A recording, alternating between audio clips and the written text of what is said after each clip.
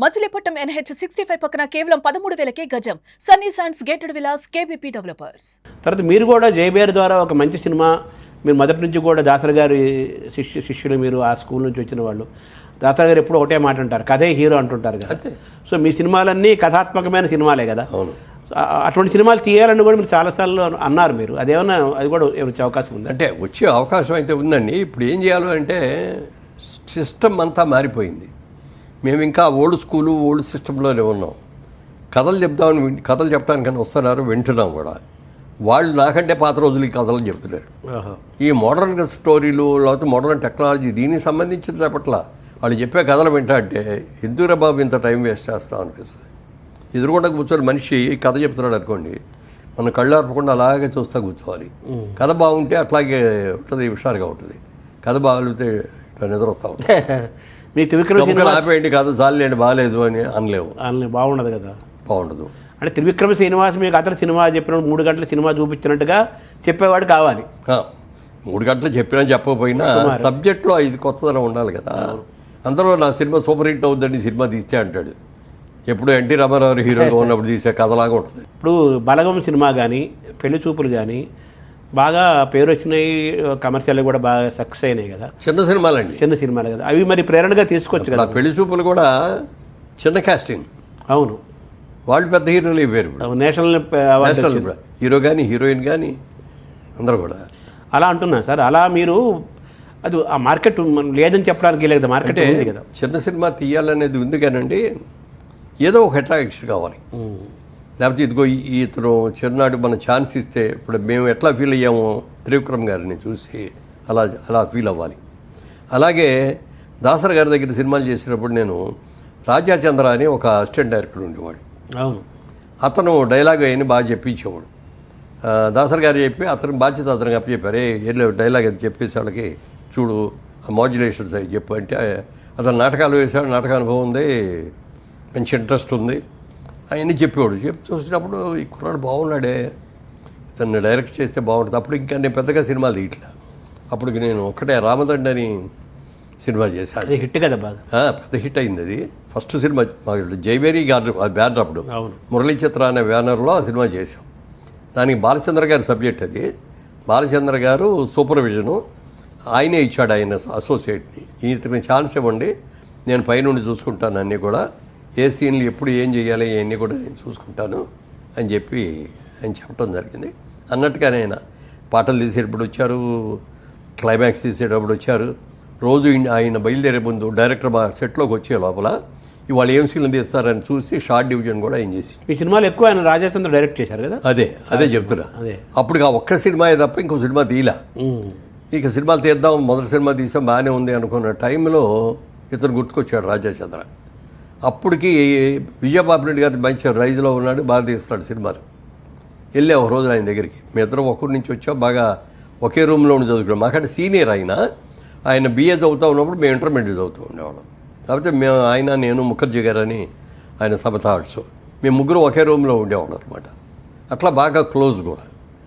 ఆయన దగ్గరికి వెళ్ళి చెప్పారు, ఇట్లా దాసరి గారి దగ్గర ఒక కుర్రాడు ఉన్నాడంటే చాలా అతనికి ఛాన్స్ ఇస్తే చాలా మంచి డైరెక్టర్ అవుతాడు, అది ఇది అన్న.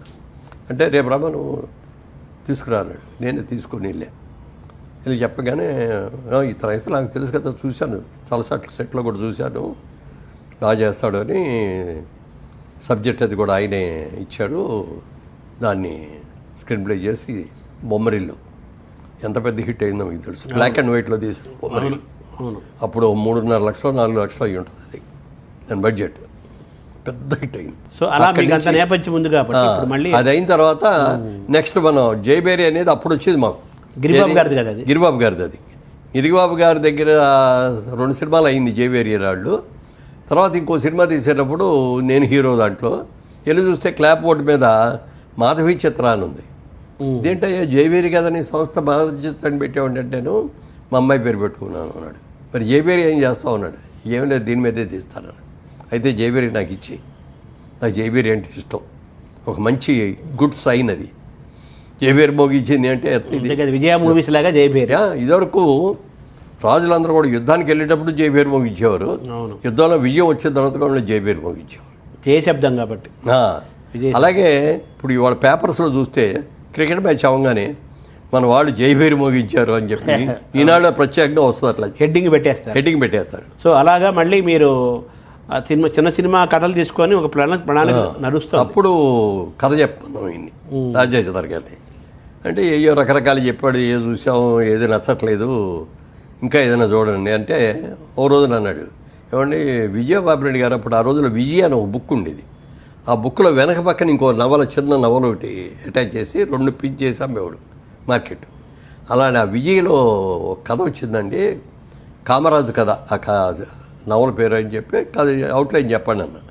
అవుట్లైన్ చెప్పాడు, చెప్పగానే బ్రహ్మాండంగా ఉంది కదా ఇది, ఆ నవల కూడా నాకు ఒకసారి నేను చదువుతాను, మీరు దీన్ని ఫుల్ ఫ్లెడ్జర్గా వర్క్ చేసి నాకు చెప్పండి, సినిమాగా ఎలా చేయాలి.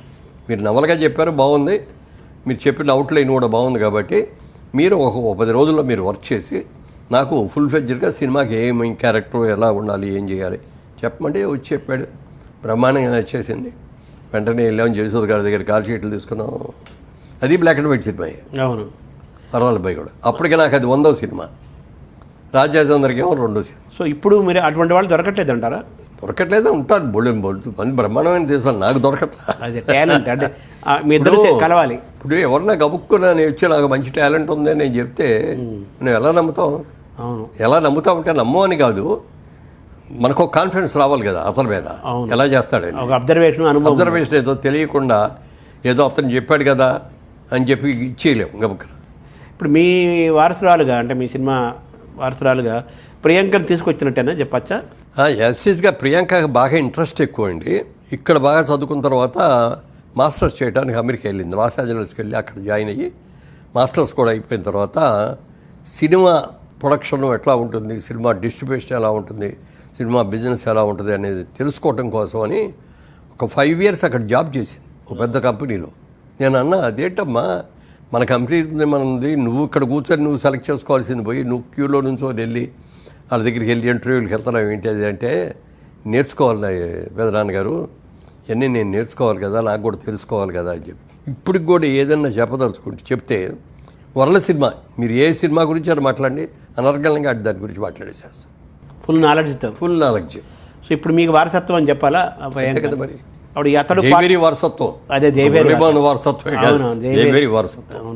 అంటే అతడు పార్ట్ 2గా తీస్తే ఆ అమ్మాయి ఏజ్లో నడుస్తుంది అంతే కదా మరి, బాధ్యత వాళ్ళకి అప్పు చెప్తాం. మా బ్రదర్ కిషోర్ గారు అమ్మాయి ఏమో ప్రియాంక, అవును, అలాగే మా బాబు కూతురేమో రాగా, ఇప్పుడు కిరవాణి గారి, అవును మన పెళ్ళి అయింది కదా. సో యంగ్స్టర్స్ వాళ్ళిద్దరూ ఉన్నారు కాబట్టి వాళ్ళిద్దరికి అప్పు చెప్పేస్తాం. సో ఇద్దరు మీ వారసులుగా మళ్ళీ జైబీఆర్ మోగించడానికి సిద్ధమవుతున్నారు. సుమన్ టీవీలో మీ పర్సనల్ అండ్ బిజినెస్ ప్రమోషన్స్ కోసం కింది నెంబర్కి కాంటాక్ట్ చేయండి.